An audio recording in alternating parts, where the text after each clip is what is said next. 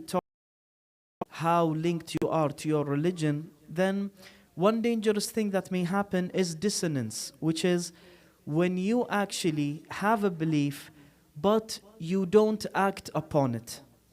That is a very dangerous thing. Second thing is that when we, for instance, do believe in a certain religion and do believe in its jurisdiction and everything around it, but still things to our religion a part of it. So basically and essentially, spirituality is the relationship that we have with our religion and with our. So it is one of the most talk about spirituality is the thing that we will judge based upon. So those that will enter heaven enter because of their spirituality, and those that don't also will not enter because of their spirituality. There is a problem because the world is something that we cannot witness with our, we could feel with our hearts. So for instance, one is alive, after a given time he is dead. What is the difference between the live body and the dead body? It is nothing but the spirit. And we do not claim to understand what a spirit is. يسألونك they ask you about the spirit. The spirit is something from God's side. So we don't, God does not but we have no evidence of the spirit except that we see the difference between a dead body and a live body is that one of them is conscious, could take its own decisions, and the other does not. And so that we call per our terms as a spirit. Also, spirituality, there is something that is very important granted to us from God's side, but we have full governmentship upon it. So we have our right to choice, we have our right to we think that into our mind and soul. So there is a responsibility because whenever God gives us something as amana, as we say in Arabic, gives us something for safekeeping, we have to return it in the same shape that it was given to us. And not only the body, but also the soul. When it comes to rumors, let's say, that are aren't about the spirit. You know, one of them, for instance, that if you perform certain worship acts in a certain number of times, in certain places, etc., then you will be able to see, like, you'd be able, many people regarding actually speak about them, the unseen, and figure out things that aren't visible by our eyes. So it is like there is a special spiritual connection that the ranking scholars that say that they have been looking into the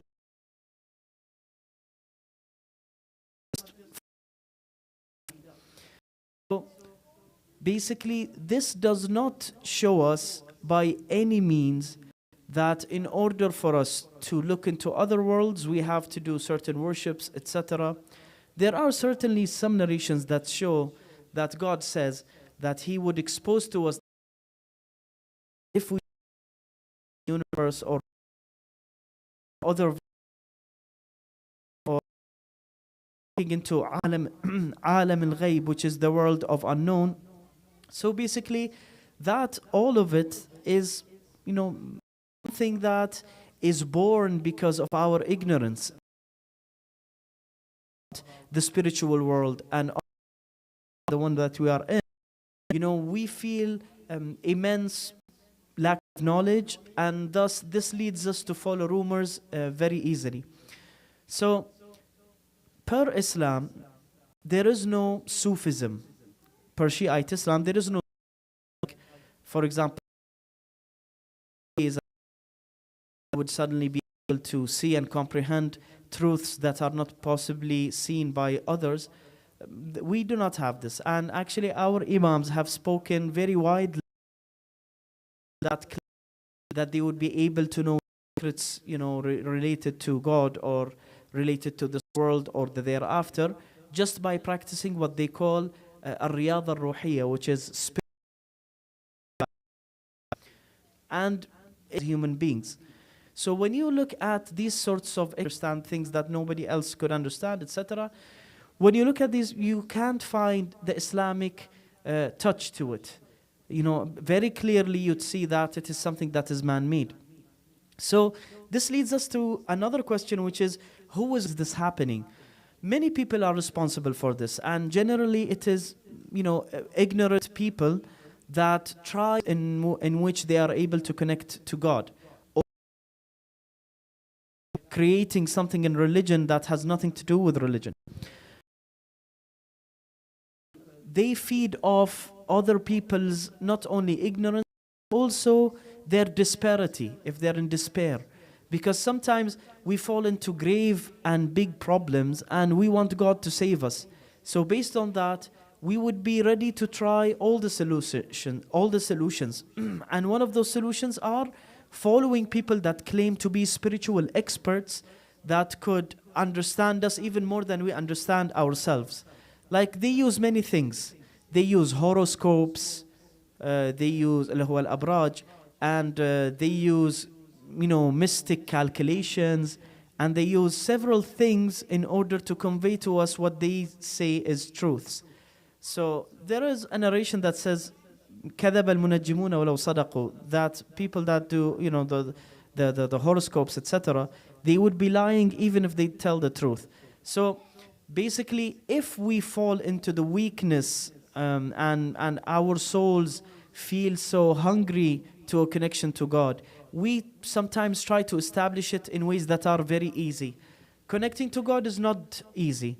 Even when we connect to each other, you'd find that there is difficulty. So how would connecting to God be any easier?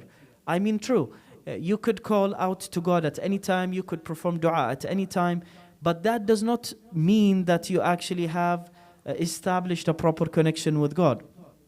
The proper connection means that all of your life and all of the situation that you are living in, and every aspect of yourself and of your mentality and psyche is linked towards God subhanahu wa ta'ala. So these people, the people that claim to know the secrets of the universe, most of them, they just want their personal benefit. Like, they want their name to be revered, or they want to get money out of it. I've heard many stories in which one person spent at least $150,000, and he was doing that and giving that money to people that claim to know secrets so that he would improve his life somewhere or another. So, it's like this mystical world, we try to make logic of it, but sometimes there are things that would never make logic to us. God works in mysterious ways. And so when we try to pry open the chest of secrets and try to understand more about our universe, it shouldn't start by us trying to know the secrets of the thereafter, or to know the secrets that are not available to people. No, but rather by looking into ourselves. أتحسب أنك جرم صغير وفيك انطوى العالم الأكبر. This is by Amir al-Mu'mineen Ali alayhi salam. He says, do you think that you are a small matter and within you the whole universe is collapsed? So the secrets of the universe is within ourselves, and that is aided also by the verse of the Quran, سنريهم آياتنا في الآفاق وفي أنفسهم. We will show them our verses and our great creation within the horizons and also within themselves. So if a person wants to get closer to God, he would have to start from inside out. We must know ourselves, know our weaknesses, know how to make ourselves better and improve our performance when it comes to our worship, but also our worldly affairs. And by that only, we are able to get closer to God in the way that He has intended.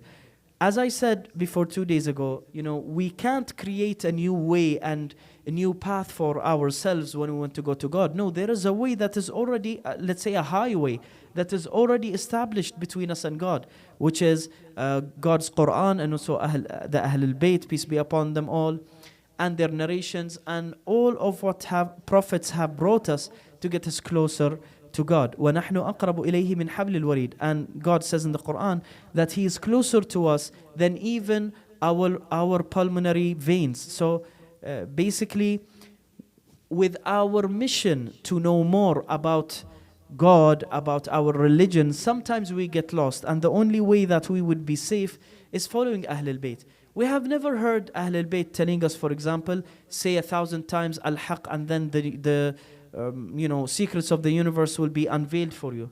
And we have never seen them saying to us, follow your horoscopes and you will do good. And you'll never see them holding on to these superstitions that we have. Even with the technological developments that we have at this age, you'd see that a lot of us don't actually comprehend that religion is something that needs to be always far from superstition. When superstition enters to religion, many things would happen, like many faulty things. And I'll give an example. In my stay in Iraq, which was for approximately 7 years, there was this man asking me that, okay, we have a lady and she was a widow, so she had tied a towel upon her stomach for 40 days and she wasn't allowed to bathe. So is that correct Islamically or not? I was astonished and I told him no. In Islam we have no such thing. These are just superstitions that went into Islam. And this is something that is truly dangerous. If we let superstitions cover the veil of truth and cover Islam, we wouldn't be worshipping God anymore, but worshipping ourselves and our ideology that we just made up. So there are people that actually hijack religion and steal what is good for us. And instead, we should all be, immensely immune to them. And the only way to get that is for us to actually try to understand religion more from the correct angle and not be deceived by those. You'd see many people that claim that they have relationship with jinn, for instance, or they have ways to know who is causing damage to you and magic and etc. And they will be able to break spells off you. More often than not, you'll see them, just speaking nonsense and then just asking you for money. So that should be a telltale sign that they are doing something that is very incorrect. But sometimes we accept whatever is happening around us for the sole reason that we need something to believe in. And instead of believing in what should be the ultimate truth, Allah subhanahu wa ta'ala and Ahlul Bayt, the people of the house, peace be upon them, you may see us following people that are just, hijackers of faith, as I call them, and they want us to follow them blindly and give them our money, etc., and they claim to do miraculous work. Something needs to be clear, which is that the time of miracles is long past. We cannot await for miracles to come to us because they were set in a given time and that time has finished. Now is the time in which we get closer to our religion, not by miracles, but by pondering upon religion and pondering upon religious affairs. So this is the truest way. And certainly there is no narration that would ever tell you that if you feel that there is something bad happening to you in your life, then go to certain people that claim to know the secrets of the world and they will help you and aid you. And surely some of them, if you go to them, they would tell you some things that, are difficult to know. Like they'll bring secrets from your life, for instance. So people would say, okay, if they are able to study us from the outside and understand secrets about ourselves that we have told no one, then they must carry the truth. But the answer is no. Listen to this narration on behalf of Al-Imam Al-Sadiq, peace be upon him. Once there was an Indian guy that came to Al-Imam Al-Sadiq, and then people told Al-Imam Al-Sadiq that this guy knows ilm al-ghayb, like he knows the sciences of the unknown, like he would know secrets. So Al-Imam Sadiq told them, okay, I'll go to him and I'll test him. So Al-Imam Sadiq went and took something out of his pocket and extended his hand. So he asked that Indian guy, what is in my hand? You can't see it, it's fully covered. So tell me what is in my hand. So this Indian guy looked at the hand of Imam Sadiq and was thinking about it a little bit, and then he said, this is a quail's egg, and it came from beneath the certain tree, from beneath the certain branch. At that certain time, it was taken. So this is ghaib. This is something that no normal person would know. So then Al-Imam al-Sadiq actually knows, but he wanted to ask so that people would listen. He said, where did you get this knowledge? So that person said, because I do not follow my lusts. Whatever my body wants, I will not provide. So if my body wants to sleep, I will stay awake. If it wants to stay awake, I would go sleep. If I am hungry, I would not eat. If I'm not hungry, I would eat. So, he would do the opposite of anything that he would lust. So Imam Sadiq asked him, and did you ever tell yourself to follow a religion or not? Did you want to follow Islam at any point? Then he said, no. I actually thought of Islam and my soul rejected it, so I did not accept it. So Imam Sadiq said, okay, but you reject anything that you want. Isn't that correct? He said, yes. He said, then you should follow Islam. Because you rejected Islam, now you should follow it per your belief. Then he said, yes. And he became a Muslim. So Imam Sadiq took his hand and brought another object in front of him and told him, tell me what is in my hand. So this Indian guy was looking at the hand of Imam Sadiq and was astonished. He was saying, oh, I don't know what is in your hand now. Before I was a Muslim, I used to know the secrets of this world. But now that I am a believer, why can't I know the secrets? So Imam Sadiq told him, because you were fighting your soul, jihad al-nafs, and you were doing things that you are reluctant to, you were doing something that is revered in Islam. So you would have ajr, you would have bounty. So God did not want to give you this bounty in the thereafter. He wanted to give it to you in this world. So He gave you great things, so that you would lose all the bounty, and then when you would go to God, you would have zero things in your balances. So a person knowing things that he shouldn't is not always a sign that he is a good person.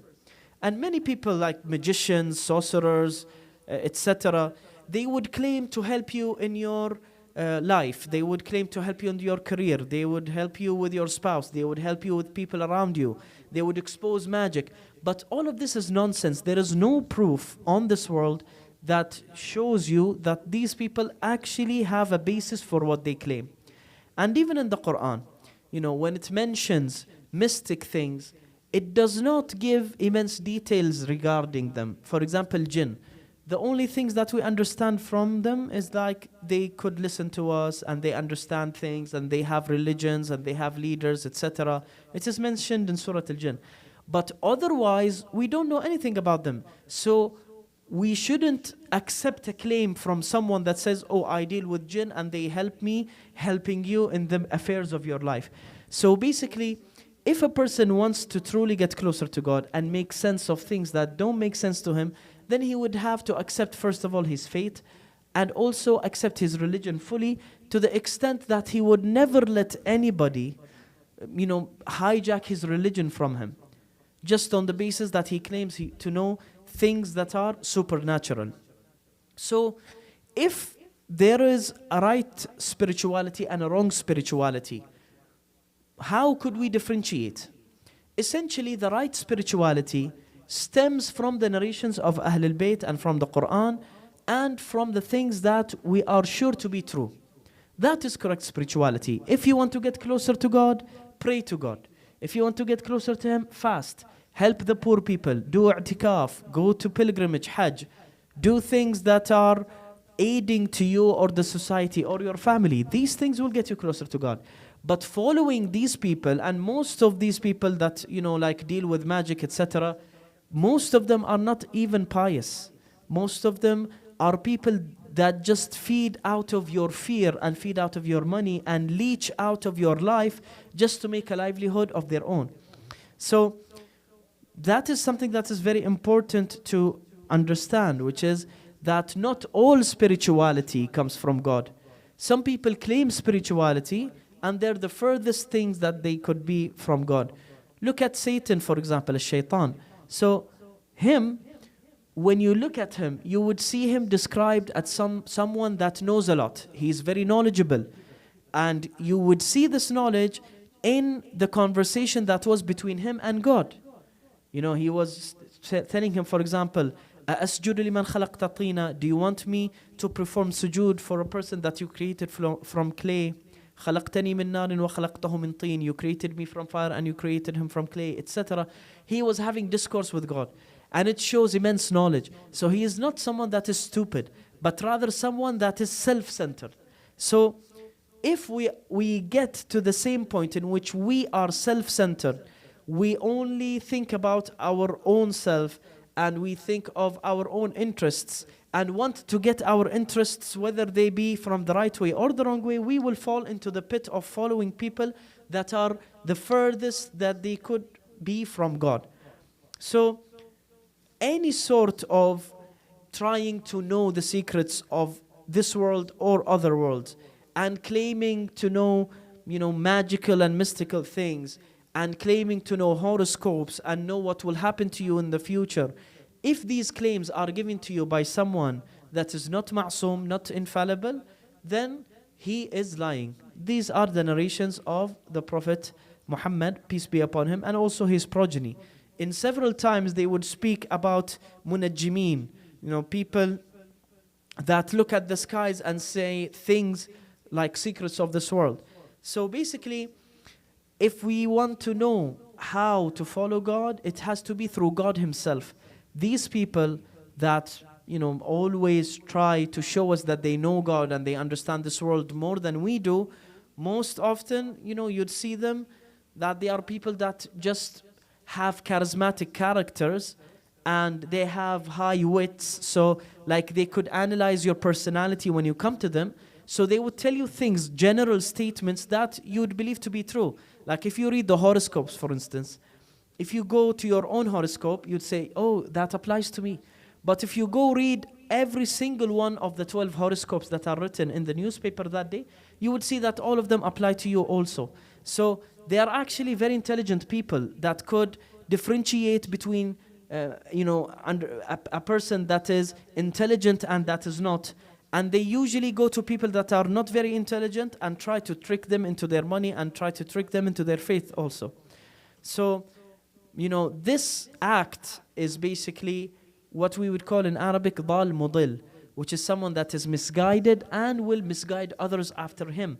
Because if you see someone as a person that would solve all your issues magically, that will help you in everything in life, you would see nothing but him. You would see all the hopes within him. Maybe you're waiting, for instance, for a child to be born. Several years you've been married with no children. Maybe you'd feel like going to him. Or you have problems with work, or with the spouse, or with children, etc. And they'll always come and tell you, oh, there is some black magic that has been made with your name before like 10 years, and this is why you have bad luck. We always want to make sense of things that we don't understand, and we always want to believe in something. But that may be something that is detrimental if we put our belief in somewhere that it does not belong. So, sometimes even there are things that shouldn't be exposed, like the secrets of our lives to come, the secrets of the other world. It is not of any of our business. Our business is what relates to our religion, our belief, and how we should act to each other and our worship, and that is it, nothing even more to that. So when a person asks, is it permissible to go to people that use various tools, tarot cards, for instance, marbles, etc., like reading coffee, let's say, from the remainder of the cup, etc. Is that permissible or not? The answer is, it is not permissible if that party is claiming to give you knowledge that is secret and like from ilm al-ghayb, from the world of the unknown, or if you are going to act upon it, then it would be haram. If you're doing it for a joke, that is okay, but provided that you would not be tricked into believing them. And believe me, many of them, they have various tricks up their sleeves and ways into convincing you that they actually have knowledge that is forbidden and that nobody else other than them know. You'd see them formulating cults, and you'd see them saying things that are not only unconventional, but dangerous claims based on nothing but the trust that we give to them. If you take the trust that you give to them from them, then they have nothing to fight you with. So essentially, they're using your faith in them to fight you and to keep you in a constant state of fear that would be instilled in you, and that would ensure that you would always go to them and nobody else. And this has nothing to do with religion. Religion is very open, it is very sincere, it has no folkloric beliefs nor superstitions. It is something to make our lives better, not make them worse. And even if you hear from any part, that they're saying, oh, this person, for instance, would be able to tell you your future, or he will be able to break spells, or he will be able to discover bad things that are happening to you.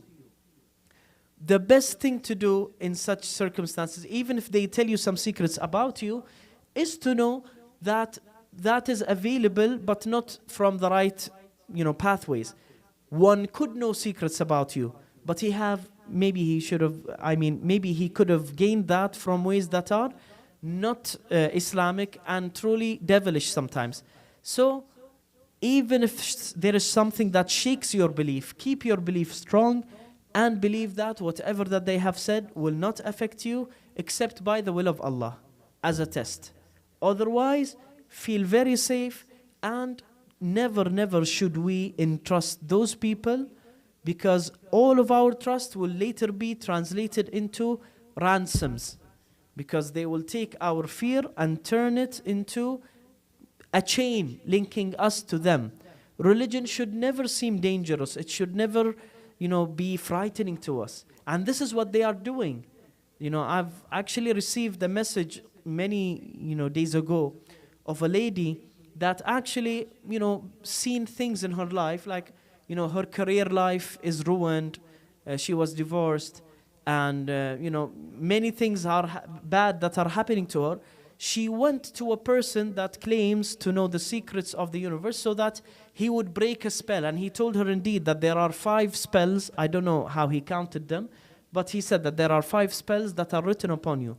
And in order to break them, I need you to bring me, a black rooster, and I need you to bring me some money. I need you to bring me some silk, some pieces of your hair, etc.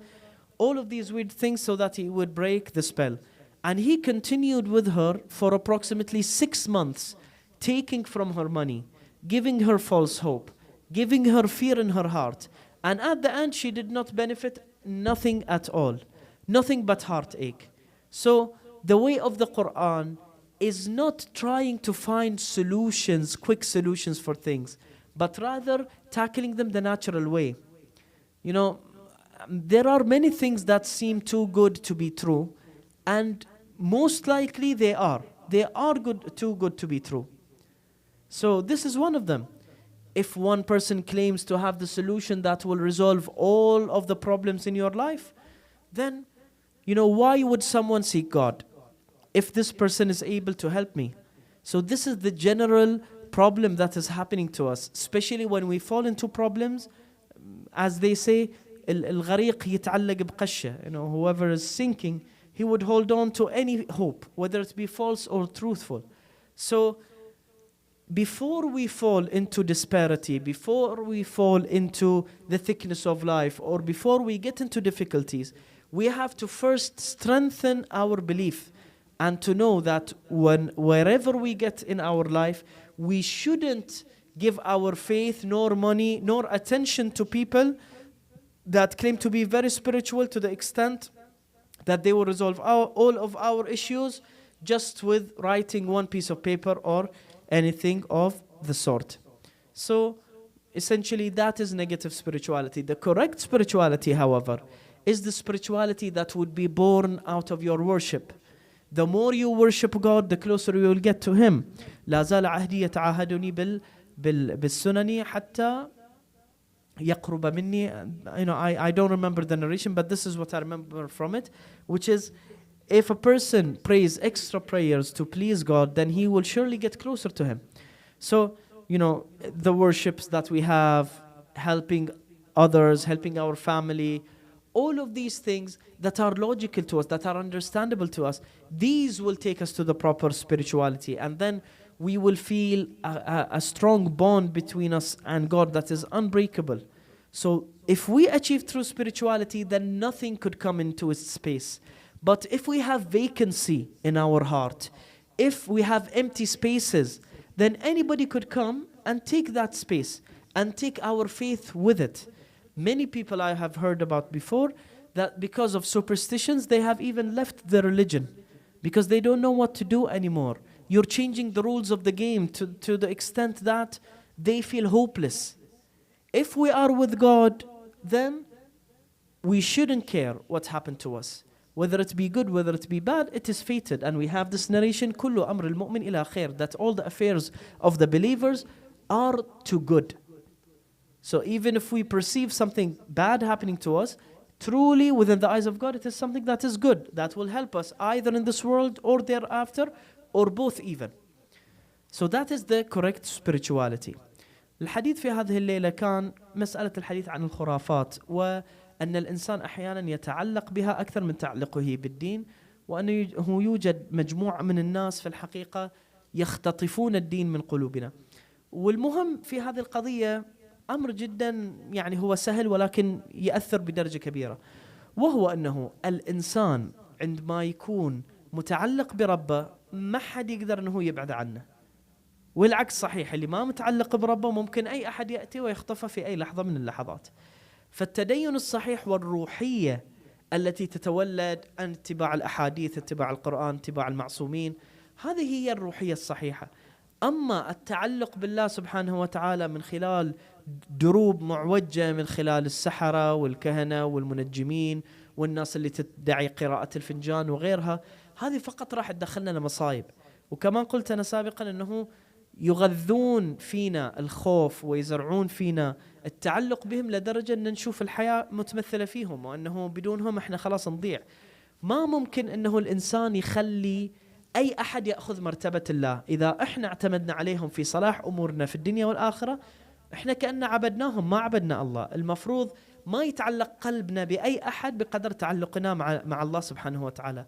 وهذه قصة سريعة أحب أذكرها قبل الختام، أنه أحد المؤمنات من دولة أجنبية كانت على تواصل معي تخبرني بأنه حياتها متدمرة.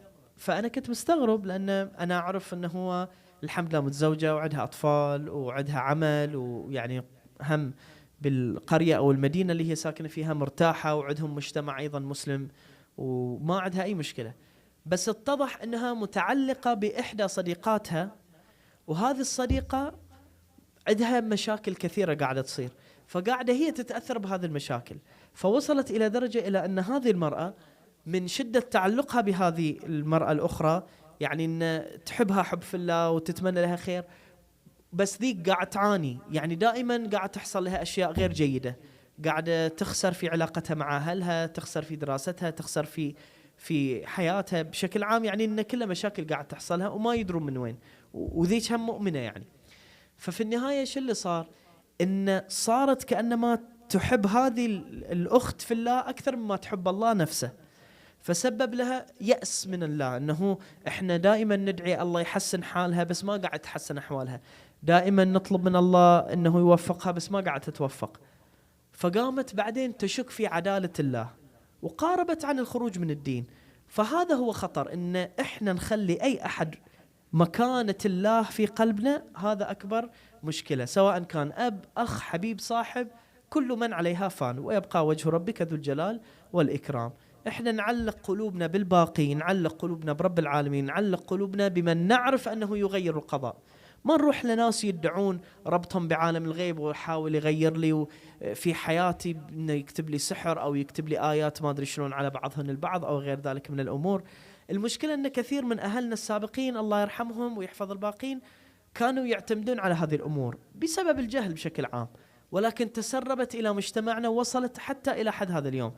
يعني كثير من الرجال والنساء على مختلف الأعمار يتعاملون مع هؤلاء الناس اللي يقولك والله أنا أحسب أطلع لك مثلا غيب، أو أنا أقول لك شيء يحصل مستقبل كذا غيره، ويبقى هائم في هذا الجو. وطبعا النصيحة لكل هؤلاء أنه أبدا أبدا مهما صعبت عليك الحياة لا تذهب لأمثال هؤلاء الأشخاص. أسأل الله سبحانه وتعالى أن يأخذ بأيدينا وأن يهدينا وأن يرحمنا جميعا بجاه محمد المصطفى وآله الكرام النجبة، ولأرواح المؤمنين والمؤمنات ولأرواح أموات متسببي هذا الاجتماع والاستماع. الفاتحة قبلها صلوات. اللهم صل على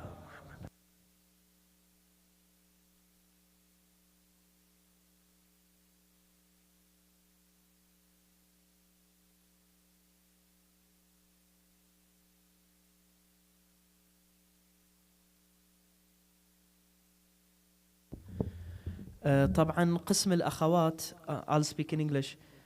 Sisters, I've been told that sometimes when we have question and answer sessions, you've been saying that you wanted to send in some questions, but you don't have any way to do that. So what I suggest is that if you have any questions, etc., send via WhatsApp to the number of Al-Basheer Islamic Foundation. You'd see that in the Instagram account and in other accounts, so that you'll be able to ask any questions. And also my number is readily available in my Instagram account. You could just go and click on the bio contact. You'll see the number. All you need to do is to add 00973, which is the country code for Bahrain. And then you can communicate with me on WhatsApp also to send any questions. I'll be receiving if there are any questions in the men's side here. إذا موجود أي سؤال أو أي شغلة متعلقة بهذا فموجودين بالخدمة إن شاء الله.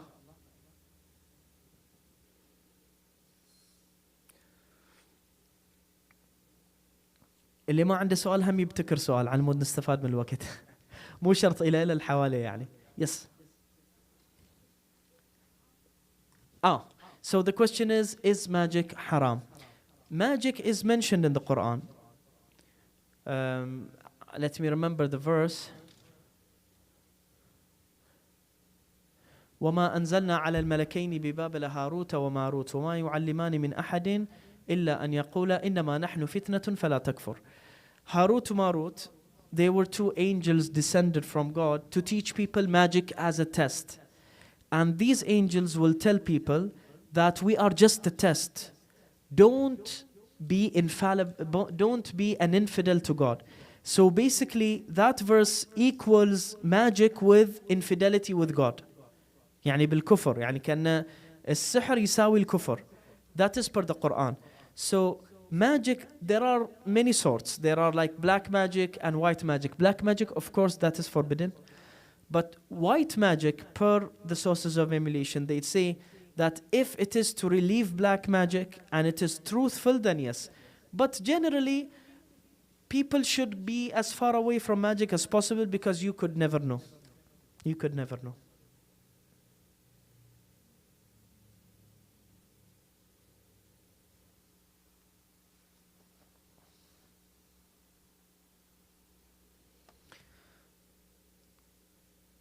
يا الله. أفلح من صلى على محمد وآله. قول.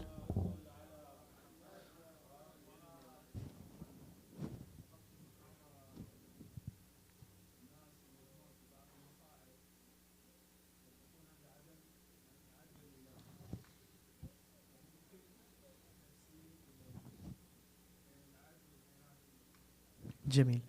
There is a question which says that I said during the talk that people equate, in the Arabic talk basically, that people equate the problems that they have in life with injustice from God's part. So, any elaboration on that? Yes, there is an elaboration which says that, first of all, as Muslims or believers, we must not think that because we are believers, then everything in our life will go perfectly on. And this verse I have quoted twice on this minbar, which says أحسب الناس أن يتركوا أن يقولوا آمنا وهم لا يفتنون. Do people say that if they become believers that we will leave them alone and we will not test them? And Imam Sadiq said, Wallahi la tugharbalun, Wallahi la tumahasun, that by God you will be tested and you will be tested severely. So we actually feel entitled. Like we believe that because we believe God should give us good things, our life should be perfect, everything should happen per what we want, and we should be always happy. But the narrations say, إِذَا أَحَبَّ اللَّهُ مُؤْمِنًا ابْتَلَاهُ. If God loves a believer, then He would test him. He would inflict him, I don't know, even sometimes maybe with the coronavirus. So like, many things would happen to a person just to test his faith. So the sign of love of God is not that we have perfect lives, but rather that whatever faces us in life, we would become strong. So these two ladies that I was speaking about, they had, let's say, a godly relationship in which they both loved each other for their goodness. Each party would be so good to the other and they would be respectful, etc. But when they seen that their dua is not responded to and they feel like their life is tarnished, this is why they feel that God is unjust. But we need to understand that this world is unjust. The only just world is the thereafter. Here you would see in this world bad people getting good things, good people getting bad things, and poverty, and you'd see like illnesses between people. So that does not, good things and bad things in your heart, in your life, do not show that you are a good person. What shows that you're a good person is how you deal with them, whether they be good, whether they be bad. Thank you for that question. Yes. Sure. Let's go ahead. Oh, you sent them?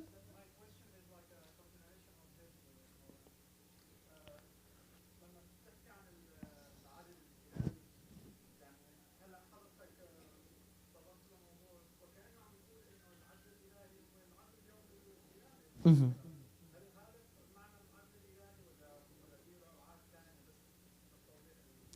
Okay, thank you, doctor.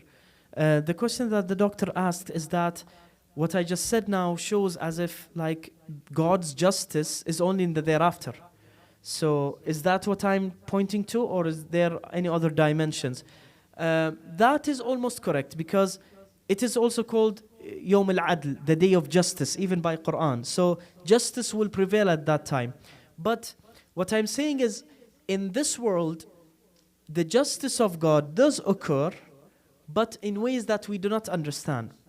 So we, as I said maybe 2 days ago, that sometimes something would happen to us, we would think that it is a good thing. But to our spirituality, it isn't. I'll give an example. It is mentioned in the Quran also. There was a person that always said to the Prophet, "Oh, I wish I was wealthy so that I would help people." So he was always saying this, and then he asked the Prophet to pray for him. But the Prophet told him that, God is telling me that if you become wealthy, very bad things will happen to you. And he said, no, I will, wallahi la asaddaqan, I will always give charity, etc. So then the Prophet prayed for him and he got wealthy. And directly after getting wealthy, he stopped going to the mosque and he lost even his religion. So to a person like him, having good things in life may equate in him losing something that is far much greater. So that is justice, but in a way that we don't understand. And likewise, the opposite. If someone, for example, will get ill or will get something that is detrimental to his finances, etc. So we would think it is bad. But then, وَعَسَىٰ أَن تَكْرَهُ شَيْئًا وَهُوَ خَيْرٌ لَكُمْ, and you may hate something and it is better for you. So in this world, it is a world of test. And because it is a test, God will mix things, will make good things appear bad and bad things appear good, etc. So that He would be able to test us. Because if we do something good and directly we will get good things from God, everybody will be pious, everybody will be a believer, because this is the way to fix your life. But if we see that people are, doing good things and getting bad things sometimes, and sometimes getting good things, and vice versa. So we know that there is no direct path towards wealth. There is no direct path towards, good things. So this is what makes a test truly a test. It isn't a test if all the incentives are on the believer's side. No, it has to be distributed. But in the thereafter, the test is finished. So whoever does good will get good, whoever does bad will get bad things. We have 2 questions also from the lady's side. What is Ruh al-Qudus? Ruh al-Qudus, it is mentioned not only in our narrations and in the Quran, but also mentioned within the Old Testament and New Testament. So within all, it is believed that Ruh al-Qudus is one of the great archangels. In Islam and in Shiite Islam specifically, we have the belief that there is no infallible person, like a prophet or a wasi, for instance, that would not get the Ruh al-Qudus. So all of them will have the Ruh al-Qudus. So Ruh al-Qudus was with Adam, and then with Noah, and then with all of the prophets until the Prophet Muhammad, until Al-Imam Mahdi Ajjallah Faraj. So that is what we believe. He is like one of the greatest angels that protect and aid the servants of God. So that is per what is the Ruh al-Qudus.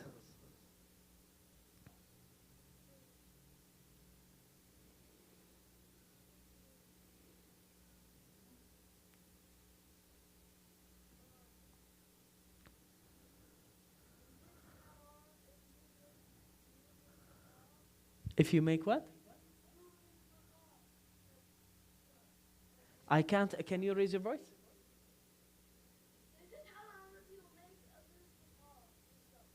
Make Dhul-Faqar? Okay. Sure. I'll answer that. I'll just continue the last question. So, Ruh al-Qudus is one of the greatest angels, and there is a narration basically per the Prophet of God that لا زال حسان معنا أو لا زال حسان مؤيدا بروح القدس ما دام معنا. That Hassan ibn Thabit will be aided by Ruh al-Qudus while he is with us Ahl al-Bayt, because he was with Ahl al-Bayt and then he changed sides and was with Bani Umayyah. So basically Ruh al-Qudus, we believe it to be the aider of the good people. So that is what we believe in him. So the other question that my friend Jasim has asked here is that, is it haram to make a copy of Sayf Dhul-Faqar? I will not talk only about Sayf Dhul-Faqar, but also the pictures and depictions of the Prophet and his progeny. So when it comes to making similar things such as the artifacts of Ahl al-Bayt like Sayf Dhul-Faqar, or for example Mihrab Ali ibn Abi Talib, or even sometimes the Kaaba, like when you have people going to pilgrimage, they would make like a 3D model of the Kaaba and go around it to tell them exactly how they should start, how they should end, and how they should act. So the answer to all of that is that it is all permissible. When it comes, however, to make, as long as, of course, it does not affect people in thinking that this is the real thing. And when it comes to depictions, like making videos or pictures of Ahl al-Bayt, then it is not allowed to make, certain illustrations, etc., if people are then told that these are actual depictions. So if we all know that it is just something out of the fabric of the mind, then it is okay also. I hope this answers the question. There is another question that I have just received also. Why do you shave your head for Hajj? Shaving the head, before I talk about the Shiite Islamic point of view, shaving the head is a sign of humility, generally. So you would see even Christian monks and even Buddhists, whatever, they shave the head because the head is one of the things that give you personality. Like it will show status, it will show which country you belong to. There are some things you can understand from the hair. So removing it is basically removing the differences between people. It is like a metaphor. Yes, Jasim, you have another question?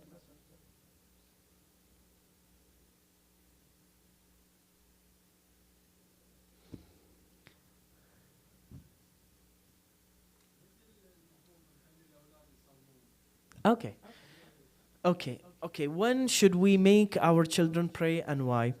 As we know, if the children come to age, then they are required to pray. But even before that, one should pray all of his prayers if he is able to understand how to do them. Why? Because let's say, for instance, you have exams. You can't have the exams and then study for them at the same time.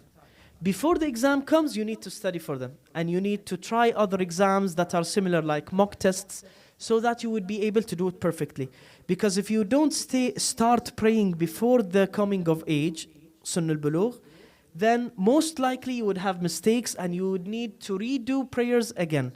So the optimum is, whenever children understand how to perform prayer, then they should. If they don't, then this does not show that they love Allah subhanahu wa ta'ala enough that they practice their prayer. Thank you very much for attending. وأفلح من صلى على محمد وآله.